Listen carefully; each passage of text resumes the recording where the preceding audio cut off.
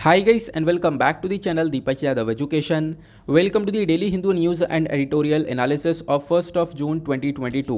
तो गाइज आज है तारीख 1 जून 2022 और है वेडनेसडे। देखेंगे आज के द हिंदू कंप्लीट न्यूज़पेपर को।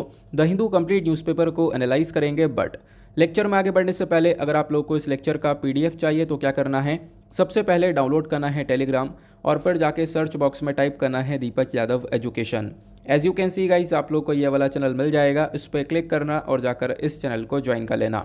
देखो अगर आप लोगों को इस तरीके से ये चैनल नहीं मिलता है तो नीचे डिस्क्रिप्शन बॉक्स में पीडीएफ लिंक के नाम से एक लिंक दिया गया है, जैसे उस पर क्लिक करोगे ये चैनल ऑटोमेटिकली ओपन हो जाएगा, इसको जाके ज्वाइन कर लेना। ज्वाइन करने से फ़ायदा क्या होगा, यहाँ पर डेली बेसिस पर लेक्चर का पीडीएफ मिल जाता है, डेली करंट अफेयर के वीडियो का पीडीएफ मिल जाता है और डेली बेसिस पर बहुत सारे डिजिटल नोट्स मिल जाते हैं। नाउ बढ़ते हैं आगे बढ़ने से पहले हमेशा की तरह हम लोग अपने लेक्चर को एक मैप के क्वेश्चन के साथ स्टार्ट करेंगे। तो आज आप सभी लोगों को मैप में जाकर देखना है कामचत्का पेनिनसुला को कहाँ पर है ये एग्जैक्टली लोकेटेड, अच्छे से मैप में देखना। देन उसके बाद आकर नीचे कमेंट सेक्शन में टाइप करना, जिससे कि आप लोग इसको लंबे समय तक याद रख पाओगे। साथ ही साथ एक क्वेश्चन सॉल्व करेंगे जो कि यूपीएससी प्रीवियस ईयर साल 2014 के प्रीलिम्स में पूछा गया था। डेली बेसिस पर हम लोग यहाँ पर एक प्रीवियस ईयर क्वेश्चन को भी सॉल्व करते हैं। सिंपल सा क्वेश्चन है। इस क्वेश्चन के अंदर 3 पेयर्स आपको दिए गए हैं और बताना यह है कि कौन सा पेयर करेक्टली मैच्ड है। पहला पेयर बोलता है दंपा टाइगर रिजर्व मिजोरम, दूसरा गुमती वाइल्ड लाइफ सेंचुरी सिक्किम, तीसरा सारामती पीक नागालैंड। अब नीचे ऑप्शन दिए गए हैं इन पेयर्स को लेकर कि कौन सा करेक्ट हो सकता है। Option A 1 only, option B 2 and 3 only, option C 1 and 3 only, या फिर ऑप्शन डी तीनों ही करेक्ट है। तो इसका सही आंसर आप सभी लोगों को नीचे कमेंट सेक्शन में देना है। एटलीस्ट सभी को इसमें पार्टिसिपेट करना है, जैसे मैं आप लोगों से डेली बेसिस पर बोलता हूँ। बाय द वे इसका जो करेक्ट आंसर है वो मैंने आपको टेलीग्राम पर प्रोवाइड करवा दिया है, वहाँ से भी चेकआउट कर सकते हो। अदरवाइज़ वहाँ पर आंसर नहीं मिलता है तो भी कोई परेशान होने की ज़रूरत नहीं है। वीडियो के लास्ट में इसके करेक्ट आंसर का डिस्कशन हम लोग करेंगे। तो चलो शुरुआत करते हैं। यह है आज का सबसे पहला आर्टिकल जो कि पेज नंबर 1 के ऊपर मेंशन्ड है। इस आर्टिकल के अंदर जीडीपी के बारे में चर्चा की गई है, तो सिंपली इस आर्टिकल को आप लोग जीएस पेपर 3 इकोनॉमी से रिलेट कर पाओगे। देखो यहाँ पर एक ग्राफ दिया गया है, इसी ग्राफ के थ्रू हम लोग सारी चीज़ें समझेंगे। मुद्दा क्या है कि साल 2021-22 के अंदर जो चौथा क्वार्टर है, इस चौथे क्वार्टर के अंदर जो जीडीपी है वो स्लो डाउन हो गई है, कम हो गई है और वो 4.1% तक यहाँ पर पहुँच चुकी है। अब यहाँ पर चौथे क्वार्टर को तीसरे क्वार्टर के साथ में कंपेयर भी किया गया है। तीसरे क्वार्टर के अंदर यही जीडीपी 5.4% के आसपास थी, जो कि अब की बार कम होकर 4.1% पहुँच चुकी है, ये यहाँ पर बताया गया। अब काफ़ी सारे लोगों को क्वार्टर समझ में नहीं आ रहा होगा, चलो मैं आपको सिंपल सा एक कॉन्सेप्ट बताता हूँ इस क्वार्टर को लेकर। देखो जब भी हम लोग इकोनॉमिक के अंदर या फिर जब भी हम लोग फाइनेंशियल ईयर के बारे में चर्चा करते हैं तो आपको पता होगा फाइनेंशियल ईयर कब से शुरू होता है कब खत्म होता है। नहीं पता है तो इसको ध्यान से सुनना। जब यहाँ पे फाइनेंशियल ईयर के बारे में बात करते हैं तो 1 अप्रैल को वो साल शुरू होता है और 31 मार्च को वो ख़त्म होता है। जैसे यहाँ पे इस वाले आर्टिकल के अंदर साल 2021 और 22 के बारे में चर्चा की जा रही है, तो साल 2021 और 22 वाला फाइनेंशियल ईयर कब से स्टार्ट हुआ होगा, तो 1 अप्रैल 2021 में यह स्टार्ट हुआ होगा और 31 मार्च 2022 में यह ख़त्म हो गया होगा। तो इसी वाले साल की हम लोग यहाँ पर इस वाले आर्टिकल में चर्चा कर रहे हैं। अब बात आती है क्वार्टर की, तो आपको पता होगा हर 3 महीने का एक क्वार्टर होता है। तो 3 महीने का एक क्वार्टर होता है, साल में 4 क्वार्टर्स होता है। यानी साल कब से स्टार्ट हुआ, अप्रैल से। तो अप्रैल मई जून जुलाई अगस्त सितंबर अक्टूबर नवंबर दिसंबर जनवरी फरवरी मार्च, तो यहाँ पर 3-3 महीने के 4 क्वार्टर आ जाते हैं। अब यहाँ पर बात क्या की गई है, साल 2021-22 का जो तीसरा वाला क्वार्टर था, उस तीसरे वाले क्वार्टर के अंदर जो हमारी जीडीपी थी वो 5.4% के आसपास थी, और जो चौथा वाला क्वार्टर है यानी जनवरी फरवरी मार्च वाला जो कि इस साल 2022 के अंदर निकले हैं, इस वाले 3 महीने के अंदर हमारी जीडीपी कम हो चुकी है, 4.1% पहुंच चुकी है। आई होप आप लोगों को बहुत अच्छी तरीके से सिंपल तरीके से पूरा मुद्दा समझ में आ चुका है। ठीक है, तो जीडीपी यहाँ पे स्लो डाउन हुई है, उसी को लेकर इस आर्टिकल के अंदर मेंशन किया गया। फिर यहाँ पे जो एक ग्राफ दिया गया है, जैसा आप देख पा रहे होंगे, यहाँ पे पिछले कुछ सालों का डेटा दिया गया है। जैसे कि साल 2020-21 के अंदर जो जीडीपी है वो 6.6% के आसपास थी, कोरोना की वजह से काफ़ी डाउन हो चुकी थी। बीच में यहाँ पर ग्रोथ हम लोग को देखने को मिली है 2021-22 के अंदर, फिर भी 8.7% के आसपास पहुँची है। फिर क्वार्टर वाइज डेटा क्या है वो हमने अभी यहाँ पर डिस्कस किया। क्लियर हो गया ना। अब देखो इस आर्टिकल में हमने जो इंपॉर्टेंट इन्फॉर्मेशन थी वो तो डिस्कस कर ली, इसके अलावा कुछ भी नहीं है पढ़ने लायक।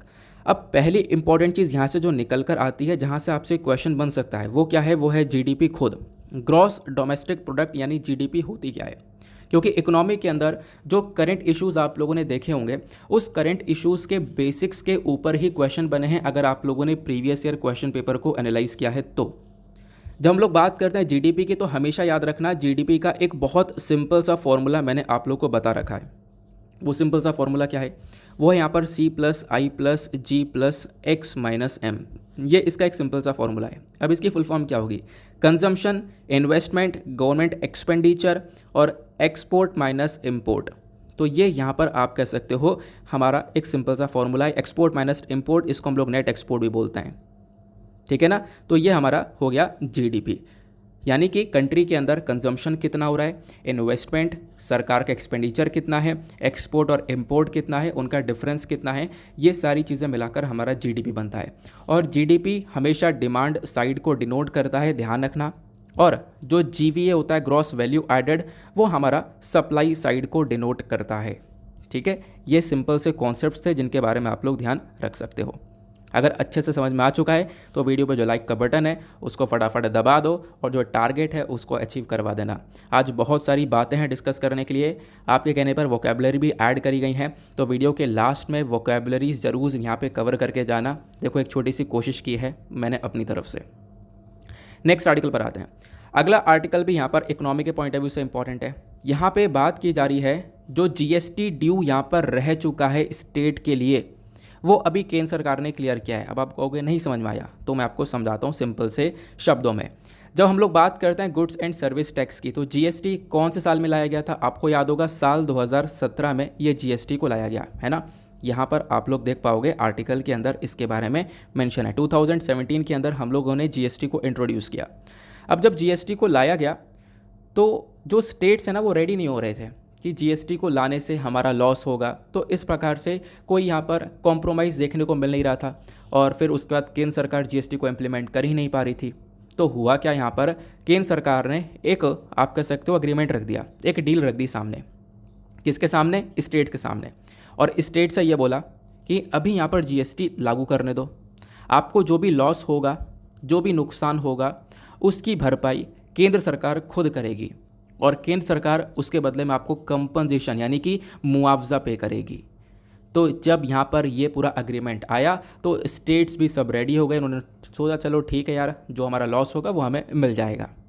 लेकिन होता क्या है, साल 2017 में कहानी ठीक चल रही होती है, साल 2018 में कहानी ठीक चल रही होती है, 19 में भी ठीक चल रही होती है, 19 के एंड में और 20 के शुरुआत में कहानी बेकार हो जाती है। क्यों?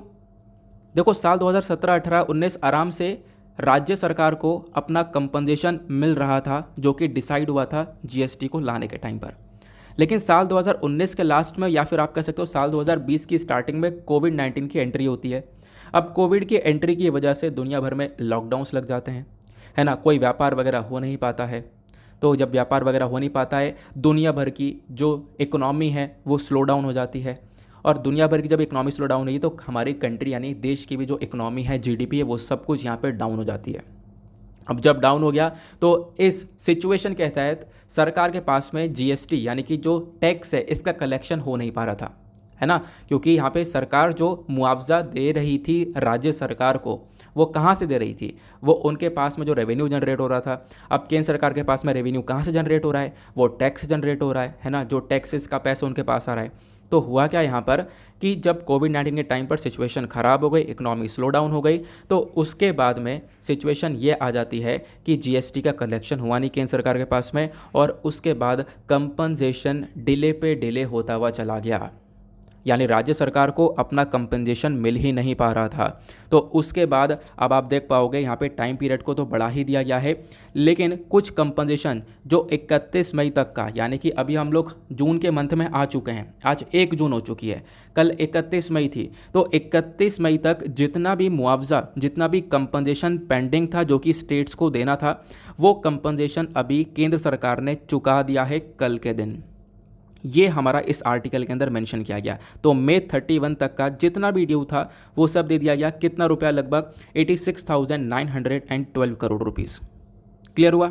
चलो आगे चलते हैं अगले आर्टिकल पर, लेकिन अगले आर्टिकल पर आने से पहले आपको 3 दिन पहले ही मैंने करंट अफेयर के वीडियो के अंदर जीएसटी के बारे में बहुत डिटेल से एक्सप्लेनेशन दिया था।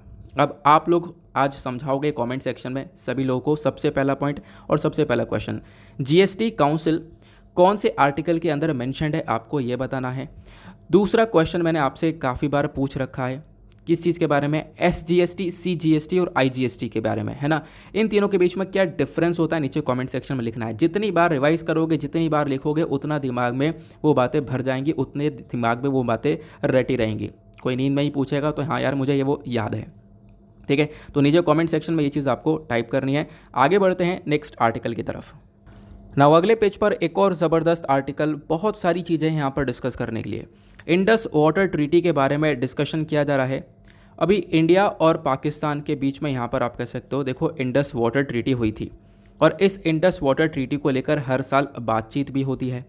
अब इस इंडस वाटर ट्रीटी को लेकर अभी यहाँ पर एक बातचीत भी हो चुकी है। कब हुई है ये, तो 30 और 31 में, यानी कि कल और परसों में यहाँ पर एक बैठक बैठी थी जिसको हम लोग परमानेंट इंडस कमीशन बोलते हैं।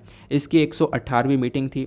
इस मीटिंग के अंदर काफ़ी सारे चर्चा की गई होंगी, लेकिन अभी इस मीटिंग के अंदर क्या क्या इश्यूज़ के बारे में डिस्कशन किया गया है उसके बारे में कोई भी हमारे पास डिटेल्स अभी अवेलेबल नहीं है। हमारी मिनिस्ट्री ऑफ एक्सटर्नल अफेयर ने कोई भी अभी डिटेलिंग्स इस चीज़ को लेकर दी नहीं है, ठीक है। तो यहाँ पर कुछ ऐसी इन्फॉर्मेशन तो है नहीं क्योंकि डिटेलिंग्स हमारे पास अभी आई नहीं है, लेकिन यहाँ पे ये ज़रूर जानेंगे हम लोग कि इंडस वाटर ट्रीटी क्या थी, परमानेंट इंडस कमीशन क्या है। ये बहुत इंपॉर्टेंट पॉइंट है, यहाँ से क्वेश्चन बन सकते हैं क्योंकि ये अभी जनवरी के मंथ में भी चर्चा में था, पिछले साल भी चर्चा में था और हर साल एक न एक बार ये चर्चा में आता ही आता है। चलो डिस्कस करते हैं आखिरकार यह है क्या है ये ट्रीटी। देखो, जब हम लोग इंडस वाटर ट्रीटी के बारे में चर्चा करते हैं तो ये 2 कंट्रीज़ के बीच में साइन की गई थी। किस किस के बीच में, पाकिस्तान और इंडिया के बीच में। अब इन दोनों के बीच में यहाँ पर एक ने मीडिएशन किया था, यानी कि बीच में एक ग्रुप था जिसको हम लोग वर्ल्ड बैंक बोलते हैं। वर्ल्ड बैंक ने नेगोशिएशन करवाने के बाद यहाँ पर ये ट्रीटी दोनों देशों के बीच में साइन करवाई। अब पहला क्वेश्चन तो यहाँ पे दिमाग में आएगा, इस ट्रीटी को कौन सी तारीख को साइन किया गया। तो 19 सितंबर 1960 के अंदर यहाँ पर ये ट्रीटी साइन की जाती है इंडिया पाकिस्तान के बीच में। वर्ल्ड बैंक इसमें नेगोशिएट करता है, ध्यान रखना। अब यहाँ पे ट्रीटी किस चीज़ को लेकर है, नाम से पता चल रहा है इंडस वाटर, पानी को लेकर या नदियों को लेकर यहाँ पर ये ट्रीटी साइन हुई भी है, ठीक है। हुआ क्या यहाँ पर, देखो बहुत सारी जो इंपॉर्टेंट नदियाँ हैं, जैसे इंडस रिवर हो गई, उसके बाद झेलम हो गई, देन इधर चिनाब हो गई, देन रावी, ब्यास, सतलज, इधर आपको ये कुछ नदियाँ दिख रही हैं। ये सब इंडिया से निकल कर जा रही हैं, है ना। यहाँ से इंडिया से ट्रैवल होते हुए पाकिस्तान के अंदर जा रही हैं। ये सब यहाँ पर इंडिया से होते हुए पाकिस्तान के अंदर एंटर कर रही हैं। तो यहाँ पे जब सिचुएशन ख़राब हुई थी उस समय पर, तो भारत ने पानी की सप्लाई कट डाउन कर दी थी, जिससे कि पाकिस्तान की हालत जो है ख़राब हो गई थी। पाकिस्तान ने सोचा यार आने वाले टाइम पर कभी भी ऐसा हो सकता है कि हमारे पास सप्लाई कट डाउन की जा सकती है, कहाँ से पानी आएगा, क्योंकि मेजर सोर्स तो पानी का यहीं पर है ना। इंडिया से ही पानी पहुंच रहा है पाकिस्तान के अंदर। पाकिस्तान ने यहाँ पर इस मुद्दे को उठाया, यहाँ कोई इस प्रकार की ट्रीटी हमारे पास होनी चाहिए। देन फाइनली यहाँ पर इस प्रकार की ट्रीटी को साइन किया गया। अब ये ट्रीटी क्या है, हम लोग इसको समझते हैं। जब ये ट्रीटी हुई तो यहाँ पे कुछ जो नदियाँ हैं, इनमें से 3 नदियाँ जो है पाकिस्तान के अंदर डाल दी गई, मतलब कि आप कह सकते हो पाकिस्तान का कंट्रोल उस पर रखा गया है, और बाकी 3 नदियाँ जो बड़ी नदियाँ हैं उस पर इंडिया का कंट्रोल रखा गया है। मतलब क्या है, इसका समझते हैं। सबसे पहली बात, जब हम लोग बात करते हैं वेस्टर्न रिवर्स की, तो वेस्टर्न रिवर्स में आप लोग यहाँ पर देखोगे 3 नदियों का नाम आता है, झेलम, चेनाब और इंडस। ये इंडस रिवर हो गई, उसके बाद यहाँ पर ये नीचे झेलम हो गई और यहाँ पर हो गई ये नीचे चेनाब। अब ये जो ऊपर वाली 3 नदी आपको देखने को मिल रही हैं, इन तीनों नदियों का जो राइट है वो भारत के पास में आया इस ट्रीटी के दौरान।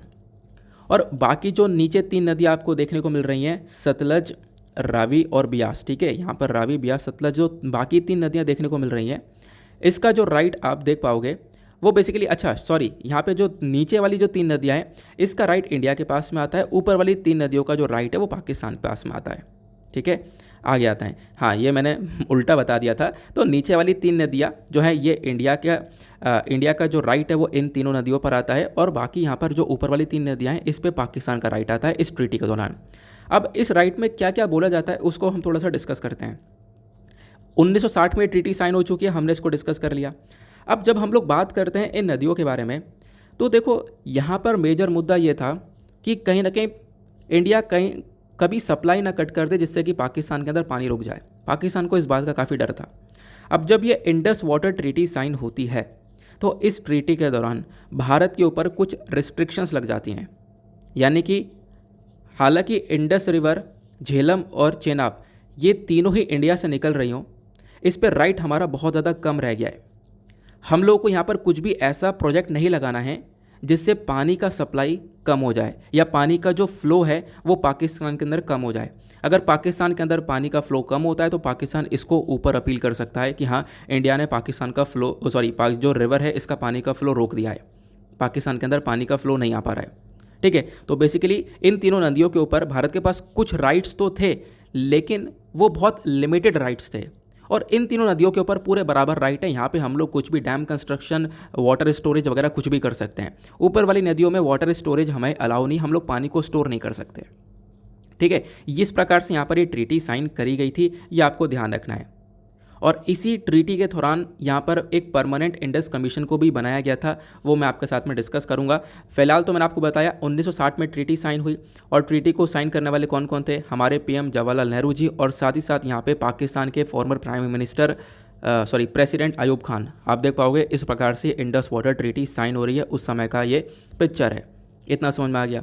मेजर प्रोविजंस क्या हैं ये हमने ऑलरेडी डिस्कस कर लिए हैं। सतलज ब्यास जो रवि रिवर है, यहाँ पर इंडिया के पास पूरा हक है, आराम से हम लोग वाटर स्टोर कर सकते हैं, प्लस आराम से उसका यूज़ कर सकते हैं। लेकिन जो इंडस, झेलम, चेनाब नदियाँ हैं, इसका जो कंट्रोल है वो थोड़ा सा, इसके ऊपर जो राइट है वो पाकिस्तान को मिलता है। भारत इसके ऊपर कुछ ज़्यादा कंस्ट्रक्शन नहीं कर सकता।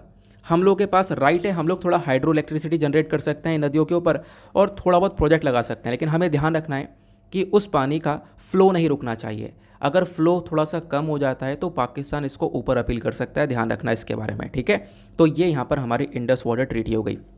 अब इस ट्रीटी के अंदर कुछ कंसर्न्स भी हैं। कंसर्न्स मैंने आपको बता दिया, वही है कि देखो पाकिस्तान बार बार इस मुद्दे को उठाता भी है। जब यहाँ पे परमानेंट इंडस कमीशन बैठता है तो इस मुद्दे को पाकिस्तान के थ्रू हमेशा उठाने की कोशिश की जाती है। और यहाँ पे आप कह सकते हो पाकिस्तान काफ़ी सारी चीज़ों पर इंडिया को रोकने भी लगता है इस इंडस वाटर ट्रीटी के दौरान। जैसे यहाँ पे जब हम लोग परमानेंट इंडस कमीशन के बारे में चर्चा करते हैं, क्योंकि अभी इसी की मीटिंग बैठी थी, तो ये क्या है इसको थोड़ा समझते हैं। देखो, परमानेंट इंडस कमीशन को सेटअप किया गया था इसी इंडस वाटर ट्रीटी के दौरान। अब इंडिया और पाकिस्तान दोनों ने यहाँ पर इसके अंदर एक परमानेंट पोस्ट को एस्टेब्लिश किया। इंडिया की साइड से और पाकिस्तान की साइड से हर साल यहाँ पे कुछ लोग जाएंगे, इस कमीशन के थ्रू यहाँ पर मीटिंग होगी, कुछ अपने पॉइंट ऑफ व्यू शेयर किए जाएंगे। अगर किसी को कुछ कंसर्न है, ट्रीटी प्रॉपर फॉलो हो रही है या नहीं हो रही है, वो सारी बातें यहाँ पर इस कमीशन के अंदर देखी जाएंगी। ठीक है ना, क्लियर हो गया? इतना आपको यहाँ पर समझना है। परमानेंट इंडस कमीशन के बारे में भी हम लोगों ने यहाँ पर सारी बातें जान ली हैं। तो अभी यहाँ पर परमानेंट इंडस कमीशन की मीटिंग लगभग 118वीं मीटिंग होती है 30 और 31 मई के बीच में। आगे आते हैं अगले आर्टिकल पर।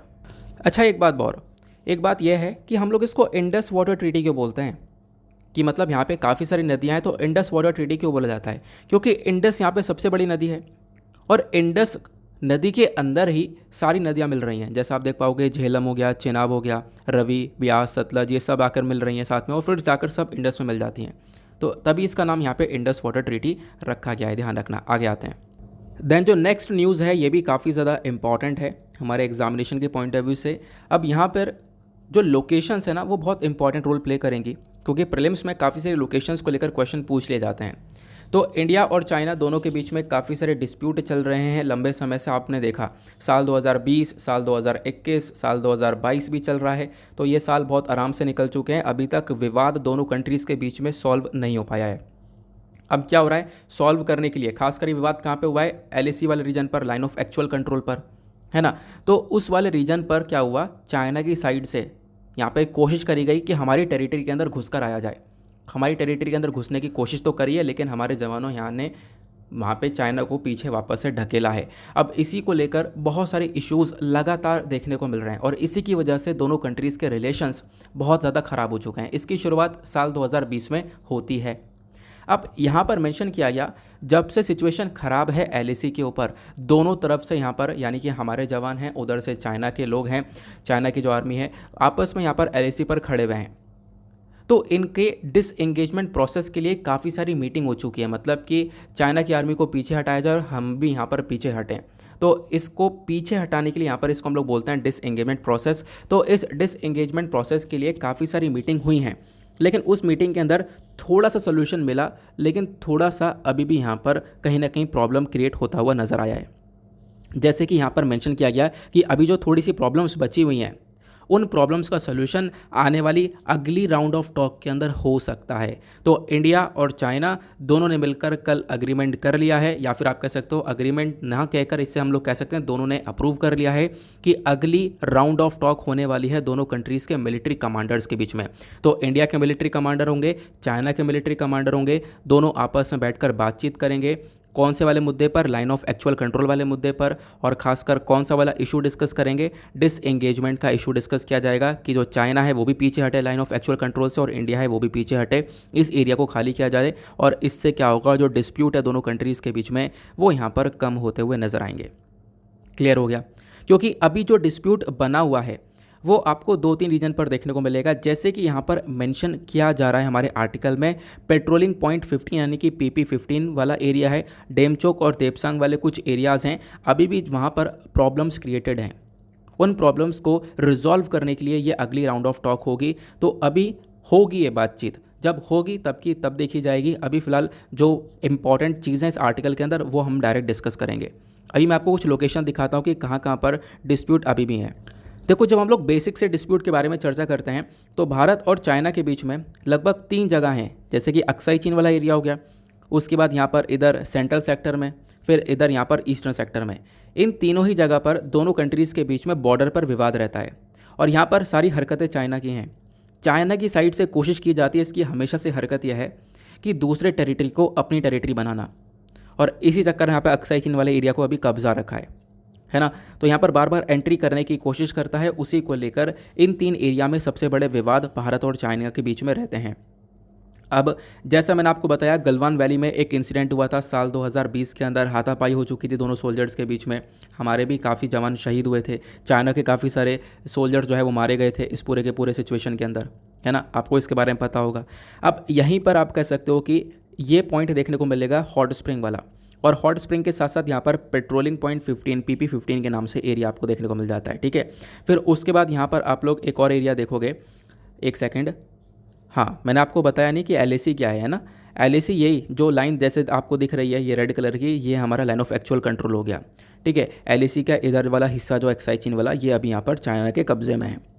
ये LAC है, लाइन ऑफ एक्चुअल कंट्रोल, और जो पाकिस्तान की साइड में आता है यानी कि ये वाली जो लाइन है ये है LOC, लाइन ऑफ कंट्रोल, ठीक है ना। इतना ध्यान रखना। आगे आते हैं, तो अभी कहाँ कहाँ पर प्रॉब्लम्स आ रही हैं, तो इस वाले हिस्से को जूम करके यहाँ पर दिखाया गया, और दिखाते हुए यहाँ पर बोला कि ये वाला पॉइंट जहाँ पे मैंने इतने सारे डॉट लगा दिए आपको दिख रहा होगा, एक तो ये वाला पॉइंट, इसको लेकर अभी बातचीत होनी है, और उसके साथ साथ यहाँ पर इस वाले पॉइंट को लेकर बातचीत होनी है, ठीक है। तो यहाँ पर अभी भी डिस्प्यूट जारी हैं, तो इन वाले एरिया के ऊपर अभी भी डिसएंगेजमेंट करना है, देमचक और देपसोंग, ठीक है। डेमचोक और देपसंग वाला ये एरिया आपको देखने को मिल जाता है, ठीक है ना।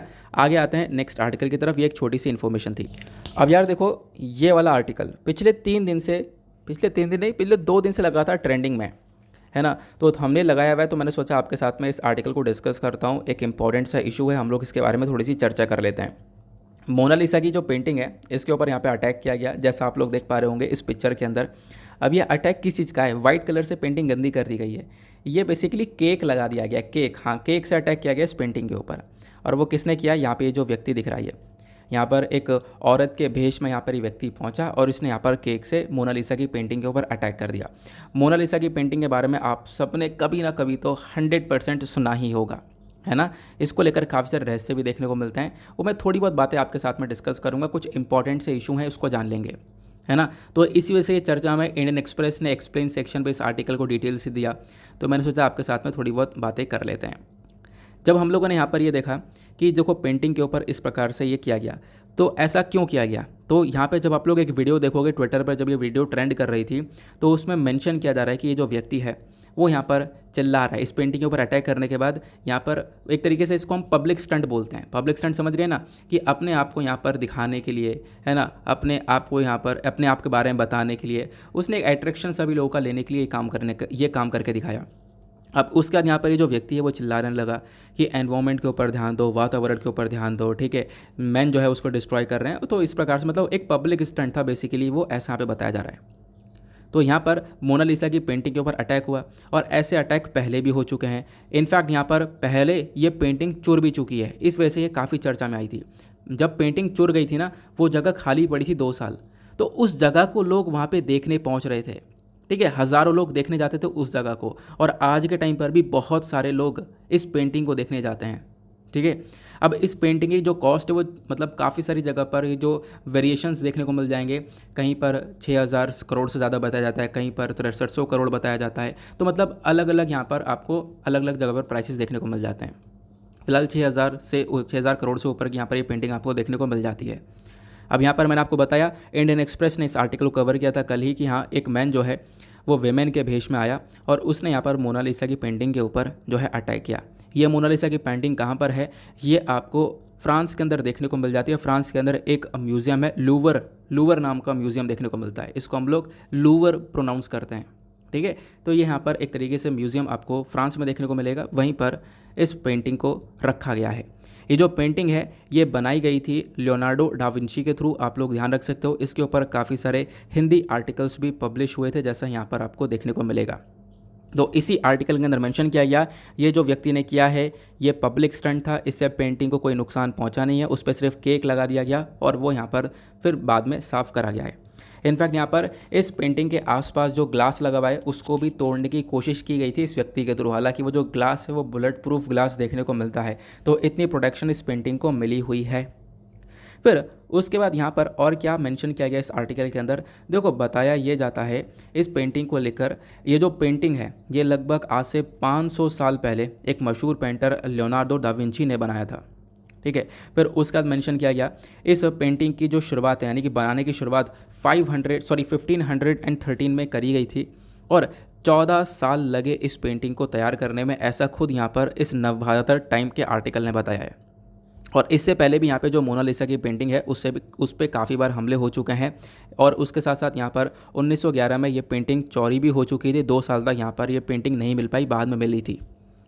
उसके साथ साथ यहाँ पर कुछ और फैक्ट्स बताए गए हैं। फैक्ट्स ये है कि जो मोनालिसा की पेंटिंग है, इस पेंटिंग के ऊपर जो होड बने हुए हैं उस होड को बनाने में सिर्फ 12 साल लगे हैं। 14 साल की पेंटिंग, 14 साल में तैयार हुई है पेंटिंग, 12 साल होड बनाने में लगे, बाकी 2 साल में पूरी तरह से पेंटिंग तैयार कर दी है लियोनार्डो डा विंची ने, ठीक है। अब क्वेश्चन ये है कि ये 12 साल होठ बनाने में क्यों लगे, क्योंकि यहाँ पर इसलिए लगे क्योंकि मोनालिसा की पेंटिंग के पीछे जो सबसे बड़ी मिस्ट्री है वो यह है कि मोनालिसा की जो स्माइल है उस पेंटिंग की, वो स्माइल चेंज होती रहती है, ऐसा यहाँ पे बताया जाता है। मतलब उसको बनाया है इस तरीके से कि कुछ प्रतिशत उस स्माइल के अंदर अलग अलग चीज़ें ऐड करी गई हैं, जैसे यहाँ पर बोला जाता है दुनिया भर में। और इसके ऊपर कई सारे फैक्ट हैं, काफ़ी सारे लोग देख चुके हैं कि 15 मिनट से ज़्यादा इस पेंटिंग को नहीं देख सकते।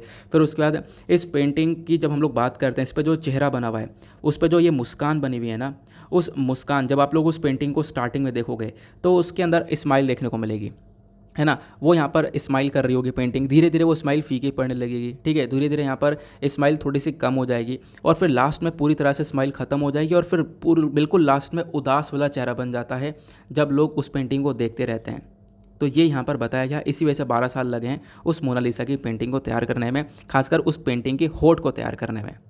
क्लियर हुआ ना। तो आई होप आप लोगों ने यहाँ पर ये सारी बातें जान ली हैं। तो ये कुछ फैक्ट्स थे जो कि इंडियन एक्सप्रेस के अंदर अवेलेबल थे और बाकी आर्टिकल ट्रेंड हो रहा था तो मैंने सोचा आपके साथ में डिस्कस किया जाए, ये हमने कवर कर लिया। आगे आते हैं नेक्स्ट आर्टिकल पर। देन उसके बाद यहाँ पर एक छोटा सा आर्टिकल है, इस आर्टिकल को आप लोग जीएस पेपर 2 पॉलिटी से रिलेट कर पाओगे। इसके अंदर एक स्कीम के बारे में चर्चा करेंगे क्योंकि जो गवर्नमेंट स्कीम्स है वो काफ़ी इंपॉर्टेंट होती हैं एग्जामिनेशन के पॉइंट ऑफ व्यू से। तो यहाँ पर मेंशन क्या किया जा रहा है कि जो हमारे पीएम मोदी हैं, इन्होंने अभी क्या किया, प्रधानमंत्री किसान सम्मान निधि यानी जो पीएम किसान स्कीम है इसका 11th इंस्टॉलमेंट रिलीज़ कर दिया है। क्योंकि इस स्कीम के अंदर सरकार ने फोकस किया था कि फार्मर्स यानी जो किसान भाई हैं उन लोगों को हर साल 6,000 रुपये दिया जाएगा और वो जो 6,000 रुपये मिलेंगे इस स्कीम के अंडर में वो इंस्टॉलमेंट में मिलेंगे, मतलब कि 2-2 हज़ार करके 3 इंस्टॉलमेंट में ये पैसा दिया जाएगा। तो अभी इसका 11वां इंस्टॉलमेंट अभी रिलीज़ कर दिया गया है, ऐसा यहाँ पर इस आर्टिकल के अंदर मेंशन किया गया। प्लस यहाँ पे केंद्र सरकार ने ये भी बोला है कि आने वाले टाइम पर लगभग 21,000 करोड़ के आसपास जो पैसा है वो डिस्ट्रीब्यूट किया जाएगा 10 करोड़ फार्मर्स के बीच में, ठीक है, और वो भी इस स्कीम के तहत ये सारा पैसा प्रोवाइड करवाया जाएगा किसान भाइयों को। तो ये इस छोटे से आर्टिकल के अंदर मेंशन किया गया। अब पीएम किसान स्कीम क्या है इसके बारे में जान लेते हैं, क्योंकि आपके सिलेबस के अंदर कुछ पॉइंट्स ऐड हैं। Direct indirect farm subsidies, welfare scheme, तो पढ़ के जाना इंपॉर्टेंट है। पीएम किसान फुल फॉर्म आपने सुन ली है, प्रधानमंत्री किसान सम्मान निधि। ये केंद्र सरकार द्वारा लाई गई स्कीम है। इसके अंदर क्या होता है, जो सरकार है वो 100% फंडिंग करती है, यानी कुछ पैसा प्रोवाइड करवाती है हमारे फार्मर्स को। और सबसे इम्पॉर्टेंट बात, ये जो स्कीम है इसको कौन इम्प्लीमेंट करता है, तो इसको लागू करने वाली बॉडी है ministry of agriculture and farmers welfare. इस स्कीम के अंडर में जो हमारी केंद्र सरकार है वो 6,000 रुपये हर साल यहाँ पर आप कह सकते हो बेनिफिट देने का बारे में चर्चा करती है, जो भी व्यक्ति इस स्कीम के अंडर में आता है उसको।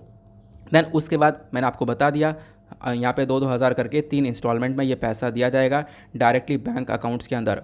जो भी हमारे स्मॉल फार्मर्स हैं उनके लिए यहाँ पर एक छोटी सी हेल्प ये प्रोवाइड करवाई जाती है इस स्कीम के तहत। क्लियर हो गया, इंपॉर्टेंट था, ध्यान रखना।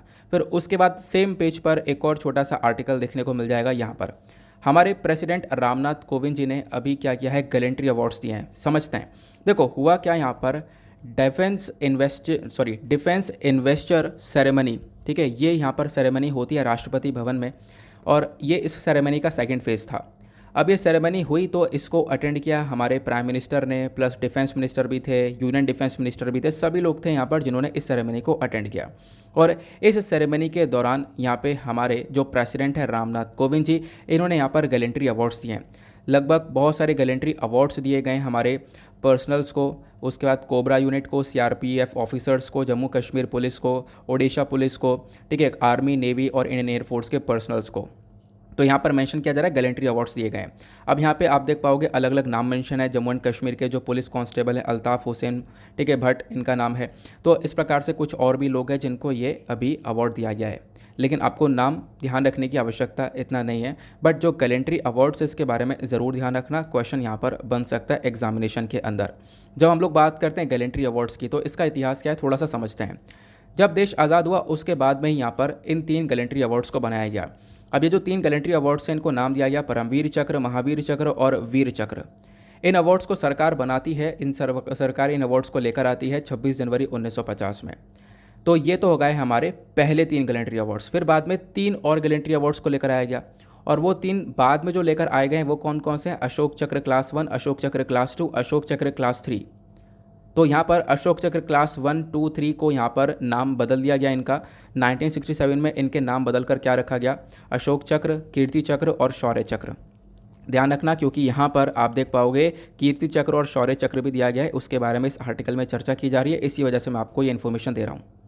देन उसके बाद एक क्वेश्चन ये आता है कि कौन कौन से लोग एलिजिबल हो पाते हैं इस अवार्ड के लिए। तो ऑब्वियस ही बात है, हमारे आर्मी, नेवी, एयरफोर्स, इन सभी ऑफिसर्स को दिया जा रहा है। तो सभी रैंक के ऑफिसर्स यहाँ पे एलिजिबल हो जाते हैं। ऐसा नहीं है कि कोई बड़े रैंक का ऑफिसर को मिलेगा, ऐसा कुछ भी नहीं है। सभी रैंक के ऑफिसर्स हमारे आर्मी, नेवी, एयरफोर्स के, ठीक है, सभी लोग यहाँ पर आप कह सकते हो इसके अंदर इंक्लूडेड हैं। तो सभी लोगों को यहाँ पर अवार्ड मिलता है।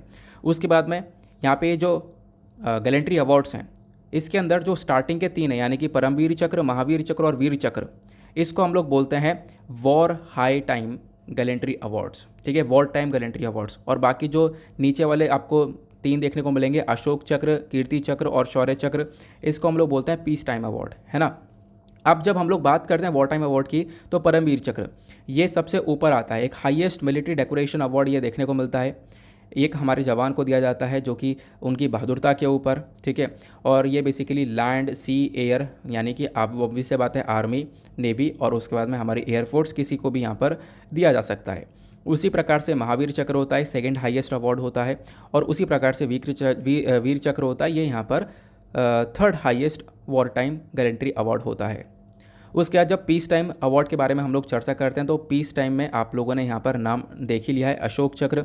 अशोक चक्र यहाँ पर एक हाईएस्ट मिलिट्री अवार्ड है पीस टाइम के मामले में।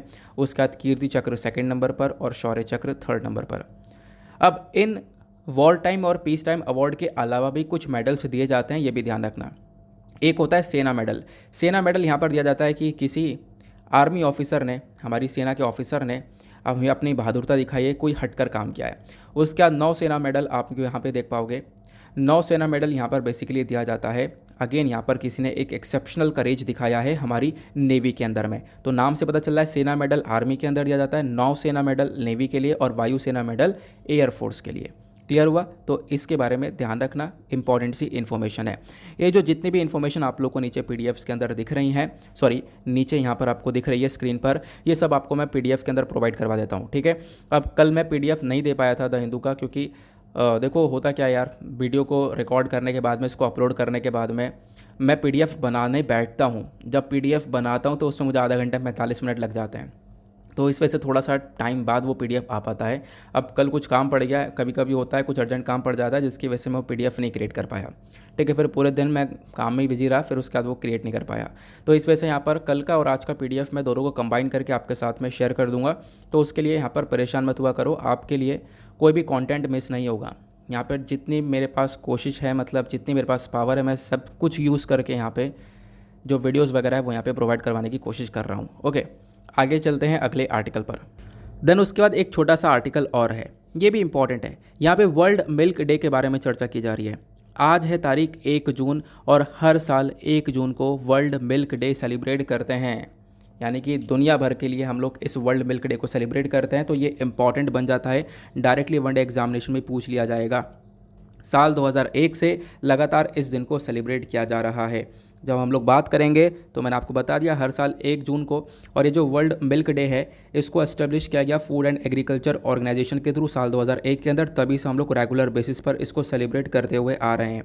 अब जब हम लोग बात करते हैं वर्ल्ड मिल्क डे की, तो आपने ये देख लिया 1 जून को होता है। इसी प्रकार से इंडिया के अंदर एक नेशनल मिल्क डे भी सेलिब्रेट करते हैं। तो इंडिया के अंदर जो नेशनल मिल्क डे सेलिब्रेट किया जाता है वो 26 नवंबर को सेलिब्रेट किया जाता है, ध्यान रखना। ये दोनों ही मैंने आपको बता दिया। नेशनल मिल्क डे जो हम लोग सेलिब्रेट करते हैं 26 नवंबर को, जो कि हमने पहले डिस्कस, मतलब पिछले साल यहाँ पे डिस्कस कर लिया है। तो बेसिकली वो हम सेलिब्रेट करते हैं ताकि जो डॉक्टर वर्गीस कुरियन है, जिनको मिल्क मैन ऑफ इंडिया बोला जाता है, इनकी बर्थ एनिवर्सरी को यहाँ पे सम्मान करने के लिए हम लोग यहाँ पे नेशनल मिल्क डे को सेलिब्रेट करते हैं। डॉक्टर वर्गीस कुरियन एक मिल्क मैन ऑफ इंडिया है, इनका एक बहुत बड़ा रोल रहा है मिल्क इंडस्ट्री के अंदर। भारत के अंदर जो मिल्क इंडस्ट्री आज के टाइम पर स्टैंड हो पाई है वो डॉक्टर वर्गीस कुरियन की वजह से हो पाई है। तो जब भी आप लोग वर्ल्ड मिल्क डे या नेशनल मिल्क डे के बारे में पढ़ रहे हो तो डॉक्टर वर्गीस कुरियन के बारे में ज़रूर पढ़ लेना, क्वेश्चन बन सकता है। इसके ऊपर एक एडिटोरियल भी आया था पिछले साल नवंबर में। तो यहाँ पर जो डॉक्टर वर्गीस कुरियन है, इनका जन्म होता है 1921 में और यहाँ पे डेथ होती है 2012 में। इनको हम लोग बोलते हैं father of white revolution. India के अंदर जो वाइट रिवॉल्यूशन है, वाइट रिवॉल्यूशन संबंधित है किससे? ये संबंधित है दूध से, है ना, मिल्क से। इसी प्रकार से अलग अलग रिवॉल्यूशन आते हैं, आपको पता होगा, वो अलग अलग चीज़ से संबंधित होते हैं। जैसे स्वीट रिवॉल्यूशन वो शहद से संबंधित है ना। येलो रिवॉल्यूशन ऑयल से संबंधित है। ग्रीन रिवॉल्यूशन एग्रीकल्चर से संबंधित है।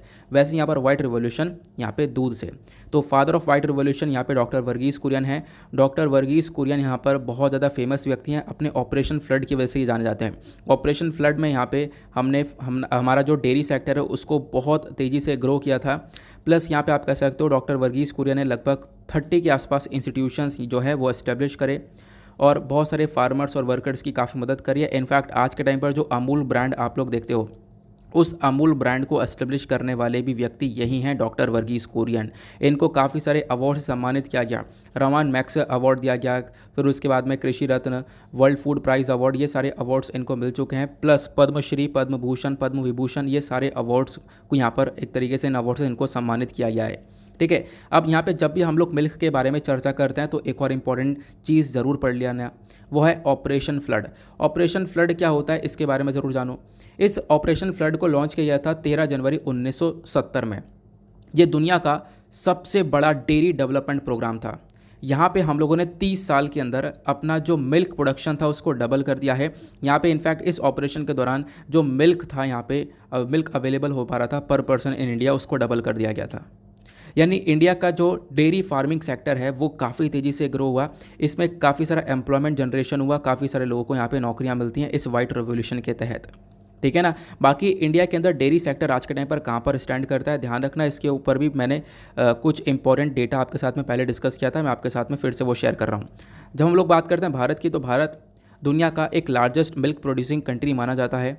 इनफैक्ट दुनिया भर में जितना भी प्रोडक्शन हो रहा है दूध का, उसका 22% इंडिया खुद कर रहा है। और पूरे एशिया की अगर हम लोग बात करें, पूरे एशिया में जितना भी दूध का प्रोडक्शन हो रहा है उसमें इंडिया 57% तक प्रोडक्शन करता है अकेला। तो भारत एक one of the largest producer है मिल्क का दुनिया भर में। उसके बाद जो मिल्क प्रोडक्शन है इंडिया के अंदर वो काफ़ी तेज़ी से ग्रो हुआ है। पता है 1951 के अंदर जो हमारा प्रोडक्शन है दूध का वो 17 मिलियन टन्स के आसपास था, लेकिन वही 2018-19 के अंदर लगभग 187 मिलियन टन के आसपास का प्रोडक्शन पहुंच गया था। तो आप इमेजिन कर सकते हो किस प्रकार से ग्रोथ हुई है हमारे इस डेयरी सेक्टर के अंदर। डेयरी सेक्टर का इम्पोर्टेंस क्या है? इम्पोर्टेंस ये है कि यहाँ पर बहुत सारे लोग जो है इन्वॉल्व हैं, बहुत सारे फार्मर्स इन्वॉल्व हैं। 70 से 80% का जो फाइनल मार्केट वैल्यू है यहाँ पर आप कह सकते हो कि वो हमारे फार्मर्स के साथ में शेयर किया गया है। हमारे बहुत सारे जो फार्मर्स हैं वो यहाँ पर एक तरीके से इसी में जॉब कर रहे हैं, प्लस यहाँ पर आप कह सकते हो यहीं से पैसा कमा रहे हैं, अपने जीवन को व्यतीत कर रहे हैं। तो farming sector dairy farming sector कितना इंपॉर्टेंट है आपने देख लिया। अब इसी डेयरी फार्मिंग सेक्टर के अंदर काफ़ी सारी परेशानियां हैं, चैलेंजेस हैं। सबसे बड़ा चैलेंज है कि भाई कोई प्रॉपर पैकेजिंग नहीं आ पा रही है ना। जो मिल्क है, मिल्क प्रोडक्ट्स की लेबलिंग सिस्टम के ऊपर काफ़ी सारी कमियां देखने को मिल जाती हैं। दूसरी सबसे बड़ी कमी है कि देखो यहाँ पे जो फार्मर्स हैं उनके पास में कोई मार्केट इंटेलिजेंस इतना अच्छा है नहीं, तो वो यहाँ पे एंटरप्रेन्योरशिप को समझ नहीं पाते हैं। तीसरा एक बहुत बड़ा चैलेंज है कि ब्रांड को बिल्ड करना एक अपने आप में सबसे बड़ा चैलेंज बन जाता है। तो ये कुछ चैलेंजेस आ जाते हैं डेयरी फार्मिंग सेक्टर के अंदर। अदरवाइज डेयरी फार्मिंग सेक्टर के अंदर क्या ग्रोथ हुई है वो हमने डिस्कस कर लिया। अब चलते हैं अपने एडिटोरियल डिस्कशन पर, देखेंगे आज के इंपॉर्टेंट एडिटोरियल्स को। नाउ एडिटोरियल को डिस्कस करने से पहले मैं आप लोगों के साथ में एक मेंस का क्वेश्चन डिस्कस करूंगा। ऑब्वियस सी बात है हम लोग डेली बेसिस पर एक मेंस का क्वेश्चन भी सॉल्व करते हैं। तो आज का जो मेंस का क्वेश्चन है वो है सिंपल सा, analyse the concept of multi level government system under federalism in India. अभी हमने कुछ दिन पहले ही फेडरलिज्म स्ट्रक्चर के बारे में चर्चा करी है, तो आपसे मेंस का क्वेश्चन मैं डेली बेसिस पर वही क्वेश्चन लिखवा रहा हूं जो कि चर्चा में है। तो आपको यहाँ पे समझाना है मल्टी लेवल गवर्नमेंट सिस्टम क्या होता है under the federalism in India. Federalism concept को समझा सकते हो, और इंडिया के अंदर जो ये मल्टी लेवल गवर्नमेंट सिस्टम है, अब मैं यहाँ पर मेरे मुंह से निकल जाएगा, मतलब मैं एक्सप्लेन कर दूंगा पूरा। तो यहाँ पर आप लोग यहाँ पर इसका आंसर लिखना। आंसर लिखने के बाद में कहाँ पर सबमिट करना है, अगेन टेलीग्राम पर जाना, सर्च बॉक्स में टाइप करना Deepak Yadav education mains answer writing. तो मेंस आंसर राइटिंग वाला ग्रुप मिलेगा, उस पर टैप करना और उस ग्रुप को ज्वाइन कर लेना। वहाँ पे आप लोगों को ये क्वेश्चन लिखा हुआ मिलेगा, उस क्वेश्चन के नीचे कमेंट लिखा हुआ मिलेगा। उस कमेंट पे आप टैप करोगे तो वो अगेन एक दूसरे पेज पर ओपन हो जाएगा। वहाँ पे आप लोग अपने आंसर को सबमिट कर सकते हो। हर रोज़ बहुत सारे लोग वहाँ पर अपने आंसर को लिख रहे हैं और एक दूसरे के आंसर्स को रिव्यू कर रहे हैं, तो आप भी जाकर उसमें पार्टिसिपेट करो। कोई फालतू चीज़ मत वहाँ पर सेंड करना, अदरवाइज़ यहाँ पर ब्लॉक हो जाओगे, ठीक है ना। चलो, जो हमारा पहला एडिटोरियल है वो एक्सप्लेनर सेक्शन का हम लोग आर्टिकल डिस्कस करेंगे। ज़बरदस्त आर्टिकल है।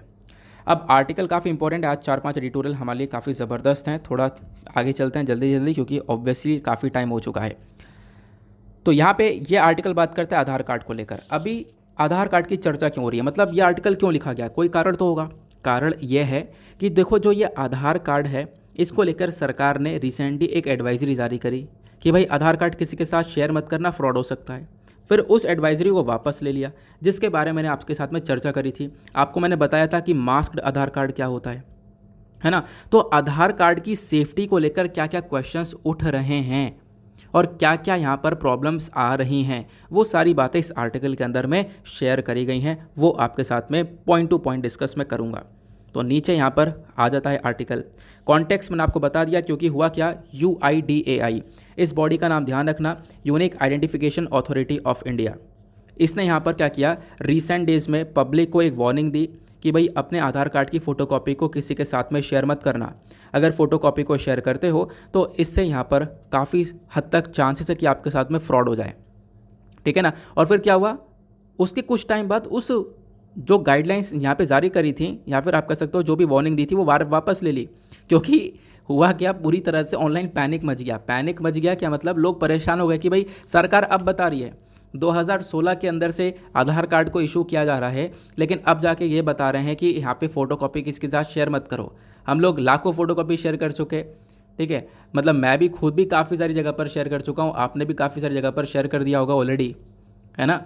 तो यहाँ पर अब यहाँ पर ये इन्फॉर्मेशन निकल कर आती है, तो उसको लेकर पैनिक सा मचा, पूरे बवाल मच गया, जिसको लेकर सरकार ने सोचा यार कि गलती कर दिया मैंने बताकर। सरकार ने बोला हम वापस ले रहे हैं ये गाइडलाइन, करो जो करना है, ठीक है। तो इसी वजह से यहाँ पर ये आधार कार्ड की सेफ्टी को लेकर काफ़ी सारे क्वेश्चंस उठ रहे हैं। तो आधार कार्ड को कौन इशू करता है, इशू करने वाली बॉडी है UIDAI, यानी कि unique identification authority of India, आपको ये बॉडी देखने को मिल जाती है।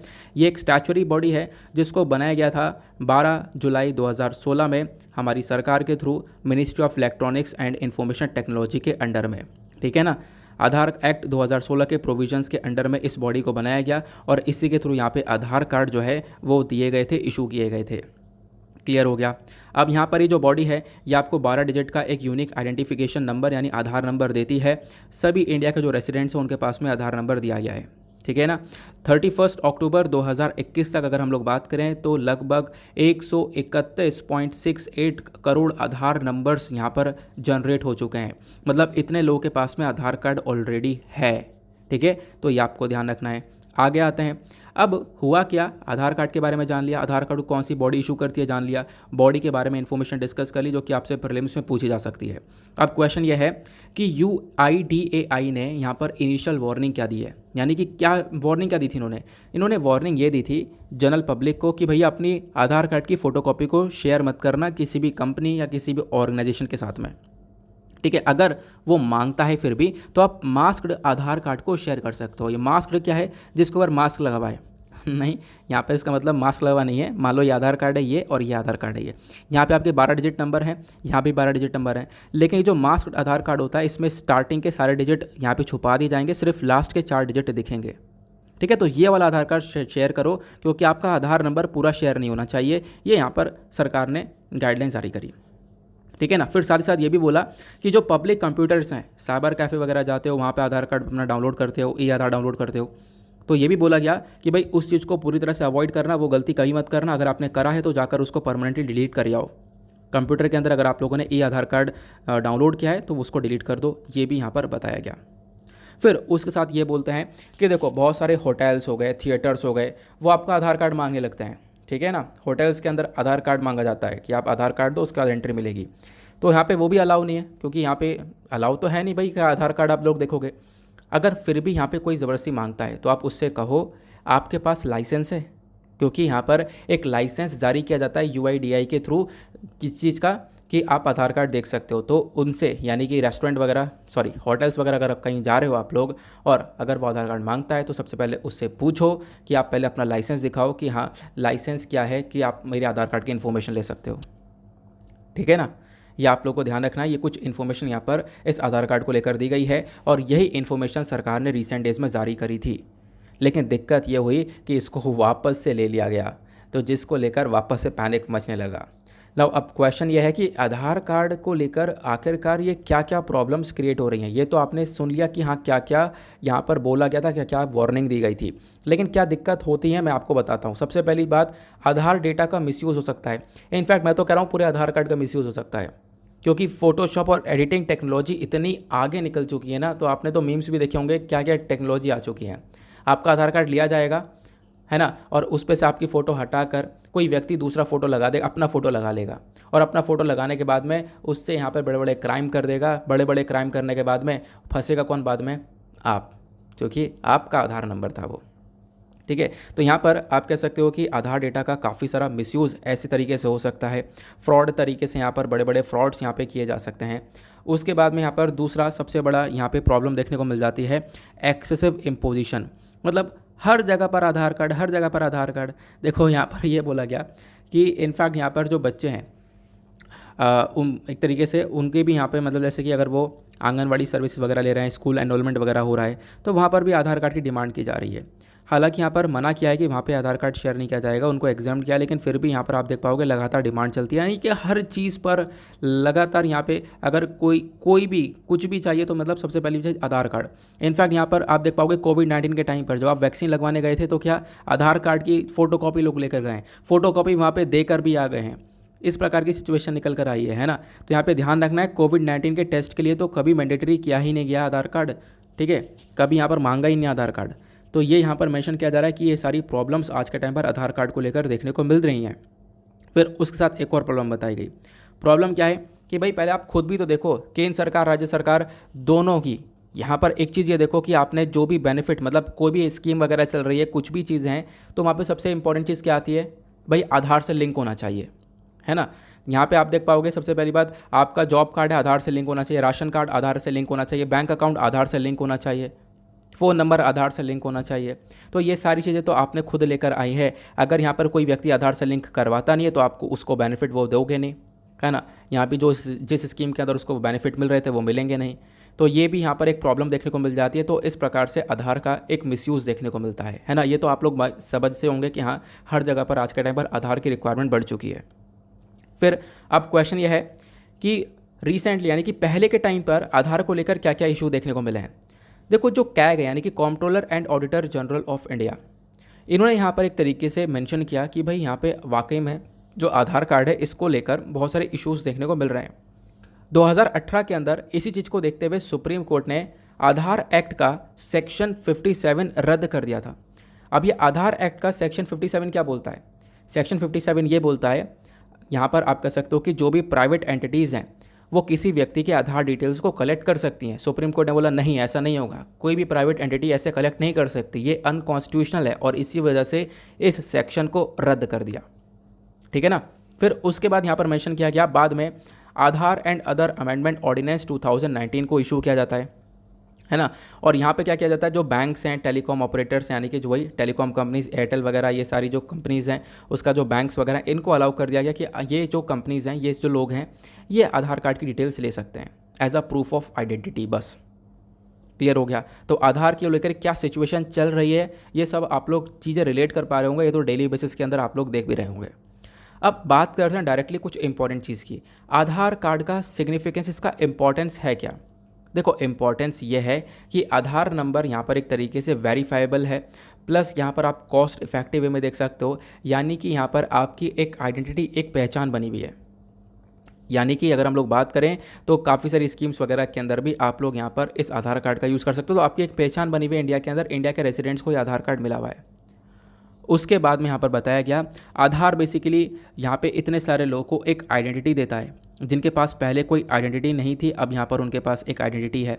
उनको कोई भी सर्विसेज लेनी होती है तो यहाँ पे आधार की रिक्वायरमेंट होती है, टेलीकॉम सर्विसेज के अंदर, बैंक अकाउंट के अंदर।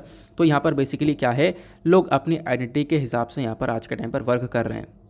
उसके बाद आधार के अंदर, आधार का इंपॉर्टेंस ये भी है कि देखो, आधार नंबर के अंदर कोई भी भेदभाव नहीं है। Caste, religion, income, health, geography को लेकर कोई भी यहाँ पर डिस्क्रिमिनेशन नहीं है।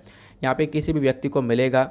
और यहाँ पे ध्यान रखना, आधार कोड, अगर आप लोग कहो कि हाँ ये आधार कार्ड बेसिकली एक डोमिसाइल है मेरा, तो ऐसा नहीं है। आधार कोई डोमिसाइल नहीं है, और प्लस यहाँ पर कोई सिटीजनशिप यहाँ पर आपको नहीं दे रहा है। ध्यान रखना, ऐसा नहीं है कि आपको आधार कार्ड मिल गया है इंडिया के अंदर तो आपको इंडिया की सिटीजनशिप मिल गई है। बेसिकली मतलब राइट ऑफ सिटीजनशिप और डोमिसाइल के बारे में चर्चा नहीं करता है। ध्यान रखना इसके बारे में, ठीक है। सिर्फ और सिर्फ एक आइडेंटिटी की तरह वर्क करता है। इसको लेकर यूपीएससी ने एक क्वेश्चन भी पूछा था, क्या सिटीजनशिप मिल गई आपको, आधार कार्ड मिल गया? तो नहीं, ठीक है। आपको ध्यान रखना है आधार कार्ड को लेकर, ये कुछ इन्फॉर्मेशन है। आगे चलते हैं नेक्स्ट एडिटोरियल की तरफ। अगला एडिटोरियल होने वाला है काफ़ी ज़्यादा ज़बरदस्त, काफ़ी लेंथी सा आर्टिकल है, काफ़ी कुछ डिस्कस करने के लिए इन दो व्यक्ति ने यहाँ पर इस एडिटोरियल को लिखा है। यहाँ पे बता रहे हैं ये इंडिया के इलेक्ट्रॉनिक व्हीकल्स के बारे में। इलेक्ट्रॉनिक व्हीकल्स को लेकर चर्चा की गई है, खासकर 3 पहिए वाला इलेक्ट्रॉनिक व्हीकल, ऑटो टेम्पो जो है, 3 पहिए वाला जो इलेक्ट्रॉनिक व्हीकल है, ये काफ़ी सारे राज्यों के अंदर काफ़ी तेज़ी से बढ़ चुका है ना। काफ़ी सारी इसकी ग्रोथ हुई है, और वो ग्रोथ कैसे हुई है, क्योंकि उन राज्यों ने कुछ काम किया है उसके प्रति, और वो जो काम किया है वो क्या क्या है वो यहाँ पे डिस्कस किए गए। तो यहाँ पे चलो डिस्कस करेंगे। सबसे पहली चीज़ यहाँ पे ऑथर मेंशन करते हैं कि भारत आज के टाइम पर इलेक्ट्रिक व्हीकल्स की तरफ बढ़ रहा है। हम लोग ज़्यादा से ज़्यादा इलेक्ट्रिक व्हीकल्स को अपने कंट्री के अंदर खरीदने की, मैन्युफैक्चरिंग की कोशिश कर रहे हैं, और इसी के लिए हम लोग फेम स्कीम को लेकर आए थे। फेम स्कीम का नाम क्या है? Faster adoption and manufacturing electric vehicle scheme. इस स्कीम को इंडिया के अंदर लाया गया और इसको अप्रूव किया गया साल 2019 के अंदर में, है ना। साल 2019 के अंदर में यहाँ पर आप कह सकते हो इसको अप्रूव किया गया।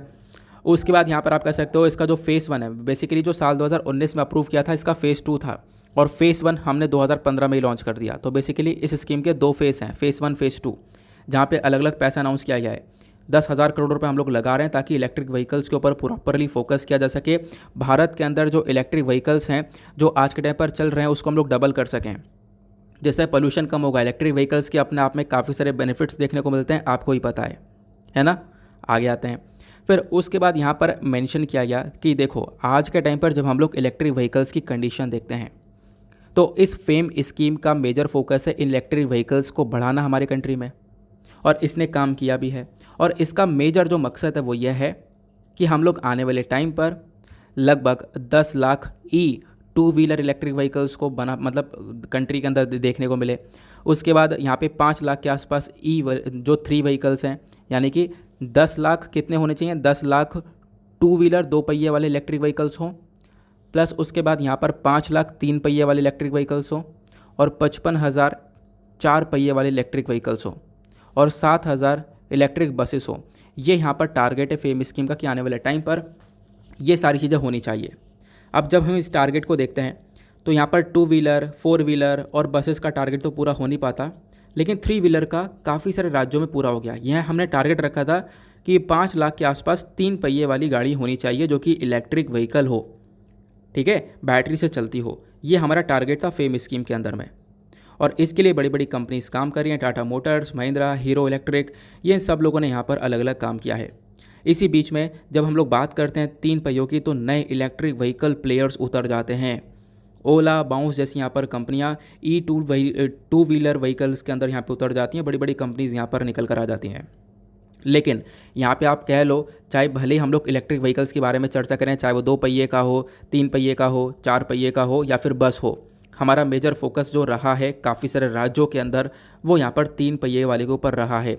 यानी जो हमारा टारगेट था कि 10 लाख ये होने चाहिए, 5 लाख ये होने चाहिए, 55,000 ये होने चाहिए, 7,000 ये होने चाहिए, लेकिन वो टारगेट तो प्रॉपरली अचीव नहीं हो पाया। लेकिन जो 3 पहिए वाले इलेक्ट्रॉनिक व्हीकल हैं, ये वाला टारगेट हमारा अचीव हो गया है, और हो सकता है इसकी लिमिट भी हम लोग क्रॉस कर दें। कैसे, तो वो जानते हैं।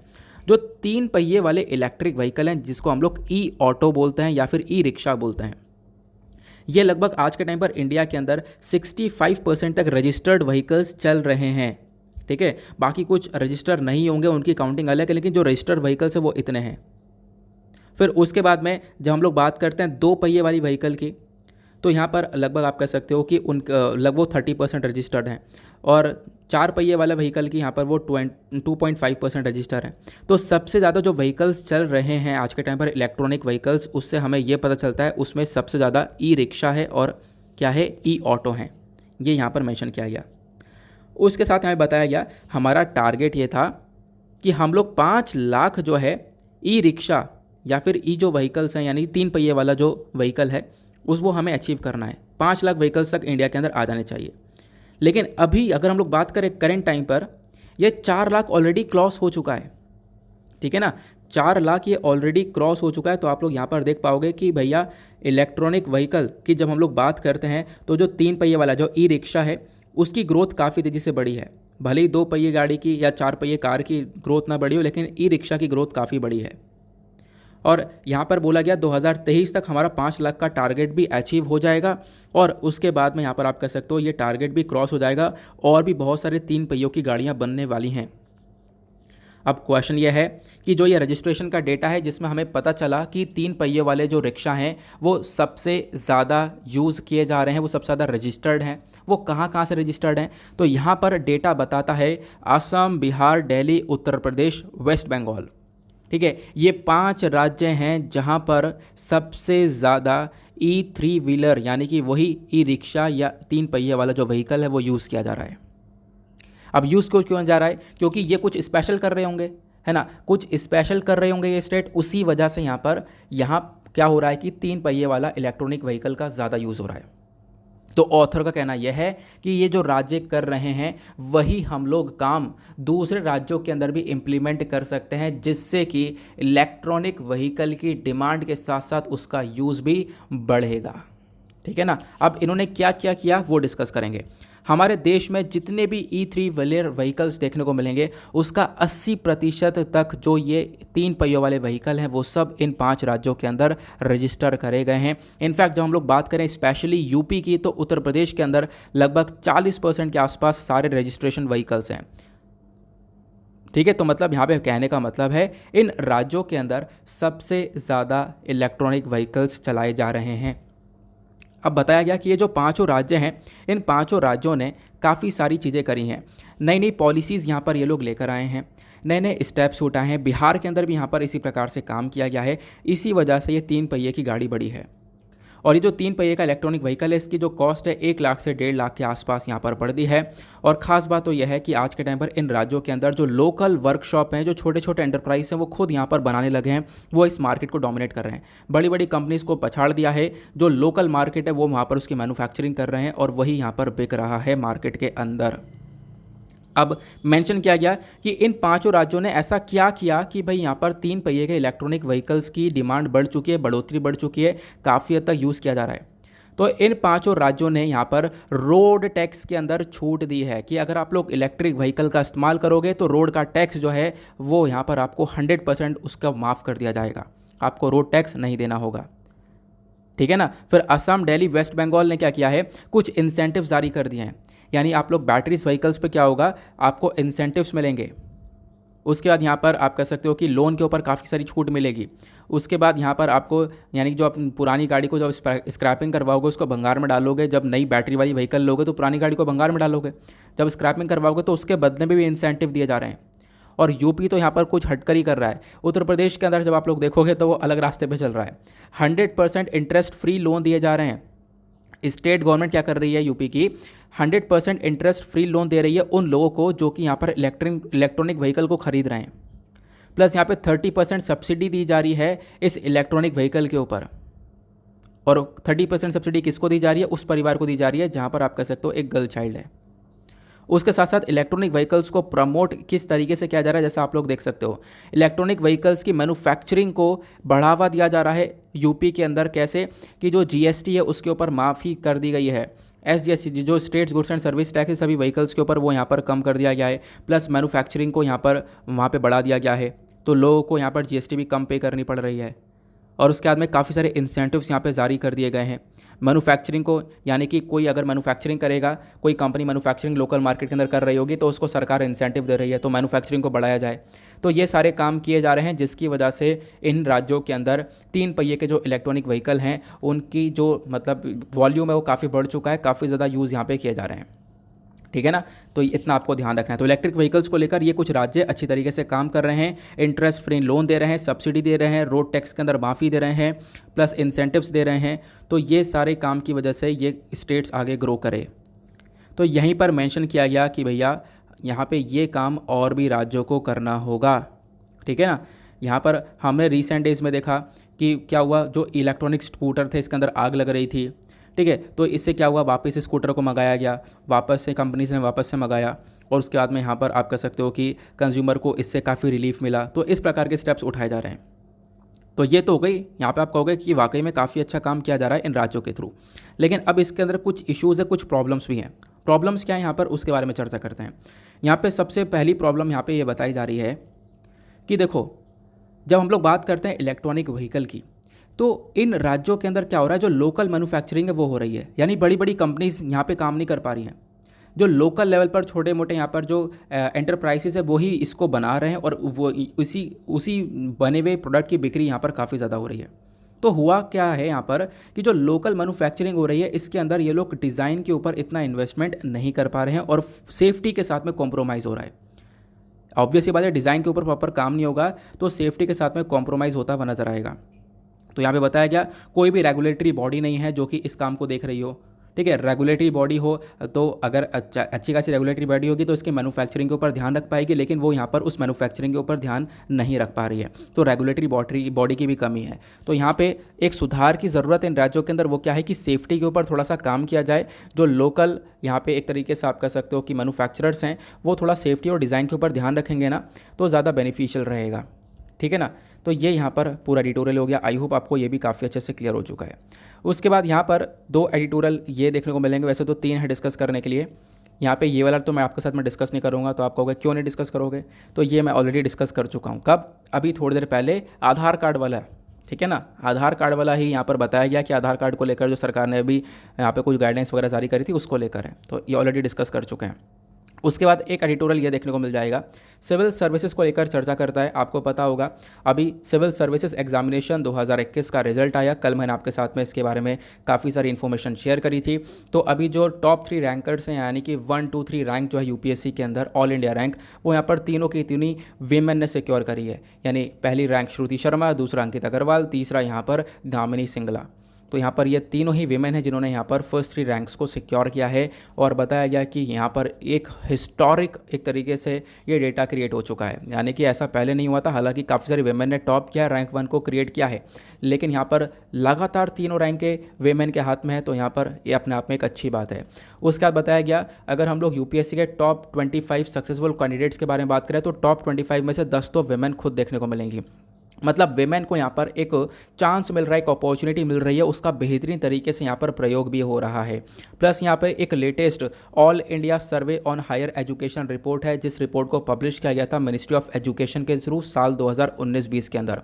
अब यहाँ पर जब इस रिपोर्ट को पब्लिश किया गया तो यहाँ पर बताया गया कि जो ग्रॉस एनरोलमेंट रेशियो है, मतलब कि जो हायर एजुकेशन है वहाँ पर जो बच्चों का एडमिशन हो रहा है, खासकर फीमेल का एडमिशन हो रहा है, वो यहाँ पर बढ़ चुका है। ठीक है, यहाँ पे आप कह सकते हो मेल के कंपैरिजन में एक तरीके से आप कह सकते हो फीमेल का जो ग्रॉस एनरोलमेंट रेशियो है वो थोड़ा सा ज़्यादा देखने को मिल जाएगा। फिर उसका यहाँ पे बताया गया कि जब आप लोग देखते हो कि वेमेन को, तो आज के टाइम पर यूपीएससी एग्जामिनेशन के अंदर टोटल 685 कैंडिडेट है जिसको यूपीएससी ने रिकमेंड किया है, जिसमें से यहाँ पर आप कह सकते हो 177 आपको सिर्फ और सिर्फ विमेन देखने को मिल जाती हैं। तो यहाँ पर ऑब्वियस सी बात है चांस मिला है, लेकिन इस चांस को थोड़ी और भी जगह पर मिलना चाहिए। यहाँ पे यूपीएससी या बाकी सारे एग्जामिनेशन के अंदर भी ऐसा हो तो ज़्यादा बेहतर रहेगा। उसके साथ साथ बताया गया कि देखो एक टाइम ऐसा था जहाँ पे गर्ल्स को इतनी अपॉर्चुनिटीज़ नहीं मिला करती थी, काफ़ी सारे कारण की वजह से। काफ़ी सारे कारण दे दिए जाते थे, गरीबी है या फिर जल्दी शादी कर दी गई या प्रॉपर टॉयलेट्स नहीं है, तो इस प्रकार की कंडीशंस की वजह से वेमेंस को यहाँ पर ये अपॉर्चुनिटीज़ नहीं मिल रही थी। लेकिन इससे प्रतीत होता है कि भाई बिल्कुल अपॉर्चुनिटी देनी चाहिए और वेमेन भी काफ़ी आगे निकल सकती हैं। उसके साथ साथ बताया गया यहाँ पर इन जो तीनों टॉपर्स हैं उनके बारे में। यहाँ पर आप देख पाओगे कहाँ से बिलोंग करती हैं। जो यहाँ पर श्रुति शर्मा है, ये बिलोंग करती है बिजनौर उत्तर प्रदेश से। उसके बाद में यहाँ पर जो दूसरी टॉपर है वो कोलकाता से, तीसरी टॉपर है वो यहाँ पर पंजाब से बिलोंग करती हैं, उनके बारे में इन्फॉर्मेशन दी गई है।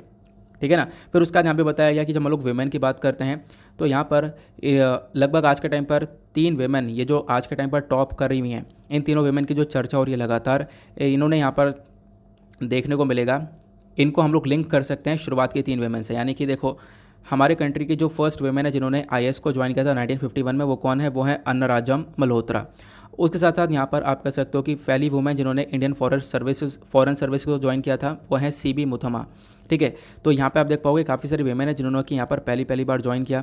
उसके बाद अनीता कौल यहाँ पर एक वेमेन है जिन्होंने राइट टू एजुकेशन एक्ट 2009 के लिए काम किया, जिसकी वजह से यहाँ पे क्या हुआ, जो एजुकेशन उसको एक फंडामेंटल राइट बनाया गया सभी लोगों के लिए। तो एजुकेशन के अंदर में भी प्लस यहाँ पे काफ़ी सारी जगह पर जो वेमेन का रोल है वो आपने देखा कितना ज़्यादा आगे नज़र आ रहा है ना। तो ये इन्फॉर्मेशन यहाँ पर दी गई है कि वेमेन को अपॉर्चुनिटीज़ मिले तो वेमेन और ज़्यादा आगे निकल कर दिखाएँ।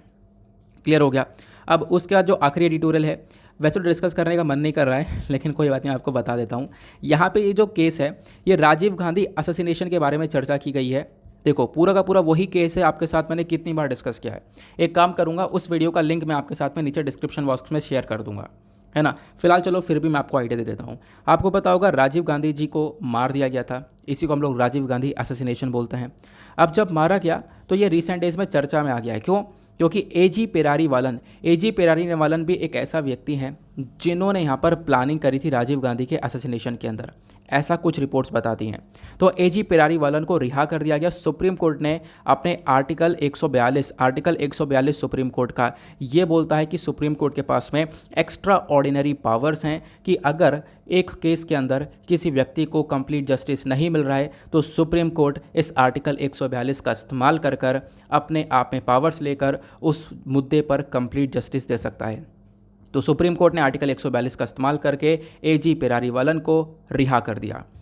अब यहाँ पे रिहा क्यों किया? क्योंकि एजी पेरारी वालन के रिगार्डिंग बाद में एक रिपोर्ट आती है, सीबीआई की रिपोर्ट आती है, वो ये बोलता है कि एजी पेरारी वालन दोषी नहीं थे। क्योंकि बोला ये जा रहा है कि जो राजीव गांधी जी का असैसिनेशन हुआ था उस समय जो बॉम्ब लगाया गया था, यानी एक सुसाइडर बॉम्ब थी मधु, ठीक है, ये जो बॉम्ब थी इस बॉम्ब के अंदर बैटरीज थी। तो एक टाइम पे इन्फॉर्मेशन ये थी कि बैटरी एजी पेरारी वालन ने ही खरीदी थी। तो हकीकत तो यह है कि हाँ एजी पेरारी वालन ने बैटरी खरीदी थी, लेकिन पहले कुछ मिसअंडरस्टैंडिंग थी जिसकी वजह से यहाँ पर एजी पेरारी वालन को अरेस्ट किया गया और मौत की सज़ा भी सुना दी गई थी। बाद में इसको कम कर दिया गया था, लेकिन बाद में एजी पेरारी वालन को रिहा इसलिए किया गया क्योंकि सीबीआई की रिपोर्ट ने बाद में यह बताया कि एजी पेरारी वालन ने बाकी में बैटरी तो खरीदी थी लेकिन पता नहीं था उन्हें कि उस बैटरी का उपयोग कहाँ पे किया जाएगा, कहाँ पे उसका यूज़ होगा। इस वजह से एजी पेरारीवलन निर्दोष है। सुप्रीम कोर्ट ने इस मुद्दे को देखा। सुप्रीम कोर्ट यहाँ पे गवर्नर से कह रही थी, वहाँ पे उनकी सरकार जो स्टेट गवर्नर है उससे कह रही थी भाई माफ़ करो इनको, है ना, और रिहा करो, लेकिन गवर्नर सुन ही नहीं पा रहा था। गवर्नर यहाँ पे एक तरीके से सुन ही नहीं रहा था स्टेट का। तो वही यहाँ पे इन्फॉर्मेशन डिस्कस की रही गई है कि भाई जो गवर्नर है उसने यहाँ पर काफ़ी लेट कर दिया, उसी वजह से सुप्रीम कोर्ट को आर्टिकल 142 का इस्तेमाल करना पड़ा, है ना। तो सुप्रीम कोर्ट ने यहाँ पर देखा कि भाई जस्टिस मिल नहीं रहा है, तो मैं आर्टिकल 142 का यूज़ करके एक कंप्लीट जस्टिस देता हूँ। ओके, ये समझ में आना है। अब यहाँ पर इन्फॉर्मेशन ये आई है कि देखो गवर्नर के पास पावर है किसी को माफ़ करने की आर्टिकल 161 में, यानी 161 के अंदर, और प्रेसिडेंट के पास जो पावर है किसी को माफ़ करने की वो है आर्टिकल 72 के अंदर। कल मैंने आपके साथ में डिस्कस किया, कल आपसे इसके ऊपर एक मेंस आंसर राइटिंग भी करवाई गई थी, याद होगा। तो यहाँ पे बोला गया, देखो दिक्कत क्या है, दिक्कत यह है कि जब गवर्नर से बोला गया था कि आप यहाँ पे डिसीजन लो इसके ऊपर, तो गवर्नर ने डिसीजन लिया नहीं, है ना। वो यहाँ पर टालते रहे, वो आगे देते रहे, पीछे देते रहे, तो इस प्रकार से यहाँ पे काम चलता रहा। ये गवर्नर का एक फॉल्ट देखने को मिल जाएगा, जिसकी वजह से यहाँ पर सुप्रीम कोर्ट को इसके अंदर आना पड़ा। फिर उसके बाद में बताया गया कि भाई यहाँ पर क्या करना पड़ेगा, हम लोगों को इस चीज़ को ठीक करना पड़ेगा, एक डीपली अंडरस्टैंडिंग क्रिएट करनी पड़ेगी। क्यों? क्योंकि सबसे बड़ी दिक्कत पता है क्या है, हमारा कॉन्स्टिट्यूशन के अंदर एक छोटी सी कमी नज़र आती है। वो कमी क्या देखने को मिलती है, यहाँ पर इसको समझाया गया। दिक्कत यह है कि गवर्नर के पास किसी को क्षमा करने की ताकत है, मौत की सज़ा तक गवर्नर माफ़ कर सकता है, उसी प्रकार की पावर प्रेसिडेंट के पास में भी है। लेकिन जब आप लोग बात करें तो गवर्नर की, तो गवर्नर को यहाँ पर पहले एक एडवाइस जारी करी जाती है, यानी कि काउंसिल ऑफ मिनिस्टर एडवाइस देता है गवर्नर को, फिर वो गवर्नर किसी को माफ़ करेगा। अब जब काउंसिल ऑफ मिनिस्टर ने एडवाइस कर दिया गवर्नर को, तो वो गवर्नर के ऊपर डिपेंड करता है कि वो कितने टाइम पे उस एडवाइस के ऊपर एक तरीके से अपना रिएक्शन दे, है ना। तो मतलब गवर्नर के ऊपर डिपेंड करता है, गवर्नर कितना भी टाइम ले सकता है। तो इसी वजह से यहाँ पर ये एक सबसे बड़ा कमी देखने को मिल जाएगी, गवर्नर कितना भी टाइम ले सकता है और कितना भी टाइम लेने के बाद में यहाँ पर उसके ऊपर रिएक्शन दे सकता है।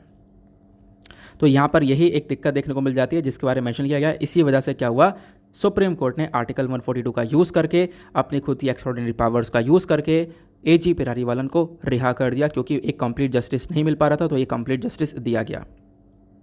क्लियर हो गया ना। तो ये कुछ इन्फॉर्मेशन है। तो जो डिले दिया जा रहा है, मतलब गवर्नर के थ्रू जो डिले किया जा रहा था डिसीजन लेने में, तो यहाँ पर आप कह सकते हो कि वो कॉन्स्टिट्यूशन के अंदर खुद मेंशन है कि भाई देखो, जो काउंसिल ऑफ मिनिस्टर की एडवाइस है उसको मानने में गवर्नर जो है वो कितना भी टाइम ले सकता है, कोई भी टाइम फ्रेम लिया जा सकता है। तो ये थोड़ा सा इसको अंडरस्टैंड करने की आवश्यकता है, ये मैंने आपके साथ में शेयर किया। तो ये एडिटोरियल भी आपको क्लियर हो चुका है। अब यहाँ पे ये तो हमने पूरा का पूरा न्यूज़पेपर एनालिसिस को समाप्त कर लिया है। एक और छोटा सा आर्टिकल हमारे पास निकल कर आता है, कहाँ पर, इकोनॉमी सेक्शन पर। ये आर्टिकल बात करता है जो फिस्कल डेफिसिट है वो इम्प्रूव हुआ है। फिस्कल डेफिसिट यानी कि जो सरकार के जो खर्चे हैं और जो कमाई है ना। यहाँ पे क्या है, खर्चे और कमाई। अभी तक क्या हो रहा था, फिस्कल डेफिसिट काफ़ी बेकार था, यानी कि खर्चे ज़्यादा हो रहे थे, कमाई कम हो रही थी। तो अभी वो इम्प्रूव हो चुका है, ऐसा बताया गया। ये 6.7% तक पहुंच चुका है साल 2022 के अंदर। तो फिस्कल डेफिसिट बस खाली एक कॉन्सेप्ट है जिसको आप लोग याद रख सकते हो कि हाँ क्या होता है फिस्कल डेफिसिट। अरे यार, मैंने वोकेबुलरीज ऐड करी थी और वो मैंने कहाँ पे लगा दी मुझे नहीं याद आ रही हैं, ठीक है। तो यहाँ पर शायद यहाँ पे आपको वोकेबुलरीज देखने को मिल जाएंगी। तो पहली वोकेबुलरी है टॉपलिंग। टॉपलिंग मतलब होता है किसी को रिमूव करना, यानी कि कोई अपने पावर में है तो उसकी पावर से रिमूव कर देना या फिर उसको उठा के फेंक देना उसके पद से, तो उसको बोलते हैं टॉपलिंग।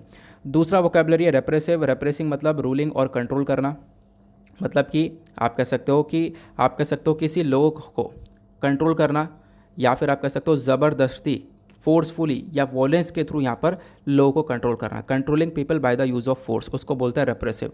क्वेल मतलब होता है कंप्लीटली ख़त्म कर देना, स्टॉप कर देना। उसका डिटेन मतलब आपको पता है, डिटेन मतलब होता है ऑफिशियल कस्टडी में या नज़रबंदी या हिरासत में ले लेना। रिपरकशंस क्या होता है, रिपरकशंस मतलब ये होता है कि मतलब नतीजा, कि भाई आपने एक काम किया है तो इसका नतीजा क्या निकल कर आएगा, तो वो यहाँ पर रिपरकशंस है, यानी bad effects of an event. उसका क्रैकडाउन होता है, क्रैकडाउन यहाँ पर होता है सीवर और रेप्रेसिव मेजर, यानी कड़ी कार्रवाई करना। डिक्टेटरशिप आपको पता है, डिक्टेटरशिप मतलब होती है मोनार्की, यानी आप कह सकते हो कि एक व्यक्ति लंबे समय से जो है रूल कर रहा है एक कंट्री के ऊपर, तो उसको हम लोग बोलते हैं तानाशाह। जैसे कि आज के टाइम पर देखने को मिलता है चाइना के अंदर डिक्टेटरशिप, रशिया के अंदर डिक्टेटरशिप, एक ही व्यक्ति जो है पूरी तरह से रूल कर रहा है उस एरिया को। अब उसके साथ साथ यहाँ पर हम लोग अपने प्रीलिम्स के क्वेश्चन को देखेंगे। प्रीलिम्स के क्वेश्चन का जो है आंसर फटाफट कवर कर लेते हैं, क्योंकि इस क्वेश्चन का आंसर मैंने बोला था लास्ट में बताऊंगा। तो यहाँ पे जो पेयर दिए गए हैं इसका करेक्ट आंसर आपको सी देखने को मिल जाएगा 1 and 3 ओनली, यानी दम्पा टाइगर रिजर्व मिजोरम में है और सरमवती पीक नागालैंड के अंदर है, तो 1 और 3 इज़ द करेक्ट आंसर। तो आप लोग यहाँ पर इसका आंसर भी देख सकते हो ना। इसी के साथ करते हैं लेक्चर को समाप्त, मिलते हैं आप लोगों से नेक्स्ट वीडियो में। आज के लिए bye bye, have a nice day, thank you and जय हिंद।